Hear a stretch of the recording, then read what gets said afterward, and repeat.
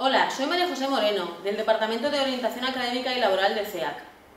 En CEAC queremos ayudar a nuestros alumnos a que realicen sus estudios de la mejor manera posible. Para ayudaros en ello, os vamos a explicar una de las técnicas más provechosas, los organizadores gráficos, también llamados mapas conceptuales o esquemas. Los organizadores gráficos representan la estructura de aquello que estudiamos. Se considera que el conocimiento está formado por conceptos y por relaciones entre ellos, que se ordenan de una forma estructurada. Por eso, los mapas conceptuales requieren haber comprendido la información que vamos a esquematizar, presentar la información de forma clara y concisa y proporcionar una síntesis adecuada, que recoja todos los aspectos que refieren la información, siendo fieles al texto original. Los organizadores gráficos son técnicas activas de aprendizaje, con las cuales conseguimos representar los conceptos en esquemas visuales. Hay muchos tipos de organizadores gráficos. Los que más se han desarrollado y se utilizan con más frecuencia son el subrayado, el diagrama de Venn, la rueda de atributos, los mapas conceptuales, el esquema de llaves, el esquema causa-efecto, también llamado espina de pescado, la cadena de consecuencias y las líneas cronológicas o líneas de tiempo. La técnica del subrayado consiste en destacar las ideas más importantes de un texto, para que, una vez terminada la lectura, leyendo únicamente lo que hemos subrayado, tenga sentido el texto y seamos capaces de entenderlo. Hay teorías psicológicas que afirman que todo lo que está resaltado es mejor para nuestra memoria a la hora de retener y posteriormente de evocar esa información, con lo cual es muy recomendable. Esta técnica consiste en resaltar de otro color palabras de modo que con una lectura posterior de lo subrayado esto tenga sentido. Por ello, no es necesario subrayar artículos, conjunciones y otros enlaces, sino solamente las palabras más importantes.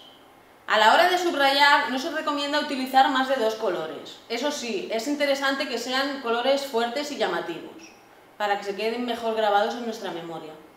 Y también se puede sustituir la raya tradicional a la hora de marcar las palabras más importantes por cuadros o corchetes. También es muy importante que se subrayen los libros, ya que hay gente que parece que le da un poco de pena de subrayar los libros, pero los libros hay que subrayarlos, tanto los libros como las fotocopias, otro tipo de apuntes, etc. Y se recomienda que el subrayado se realice durante la segunda lectura del texto, porque en la primera lectura no podemos saber qué es lo importante de ese texto, con lo cual, a partir de la segunda lectura ya deberemos subrayar lo importante.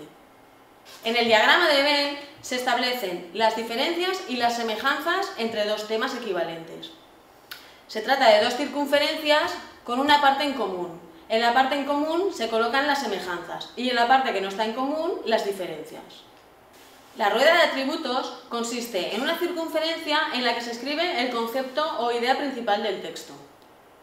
Se establecen las características o atributos principales en los rayos de la rueda, sin orden de jerarquía, de forma que se puedan leer en cualquier dirección.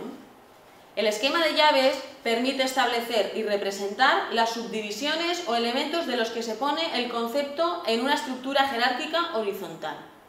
El diagrama de causa y efecto o espina de pescado establece las causas de un problema. En la cabeza del pez se coloca el problema y en la columna vertebral sus causas. La cadena de secuencias es un tipo de organizador que lo que hace es indicar las fases de un proceso en orden cronológico. Las líneas de tiempo o líneas cronológicas permiten ordenar una secuencia de eventos o de hitos sobre un tema, de forma que se visualiza con claridad la relación temporal entre ellos. Los mapas conceptuales o mapas de conceptos son un medio para visualizar ideas o conceptos y cómo se relacionan entre ellos. Es muy útil también, puesto que nos permite apreciar de una forma global toda la información que contiene un texto y cómo se relacionan sus componentes entre ellos, lo cual facilita su comprensión. Para construir un mapa conceptual hay que seguir una serie de pasos. En primer lugar, hay que leer con mucho cuidado el texto y entenderlo claramente. A continuación, habría que localizar y subrayar las palabras e ideas más importantes del texto, lo que son las palabras clave. En tercer lugar, habría que determinar cómo se organizan esas ideas o palabras clave. Y por último, establecer las relaciones entre ellas. A la hora de elaborar un mapa conceptual tenemos que tener en cuenta una serie de consideraciones. La primera es que los conceptos o palabras clave se escriben dentro de un óvalo o elipse.